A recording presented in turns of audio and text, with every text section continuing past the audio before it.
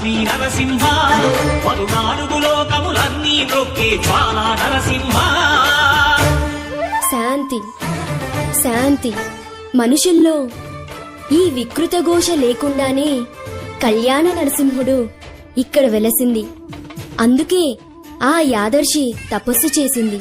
ఓం లక్ష్మీ నరసింహాయ నమః. ఓం ధన్యోస్మి మహాదేవ. యాదర్శి మహాముని, స్వామి, నీ తపస్సుచే పునీతమైన ఈ క్షేత్రం యాదగిరి గుట్టగాను, శ్రీవారు శ్రీ యాదగిరి నరసింహస్వామిగాను కొలువబడతారు. మహాప్రసాదం.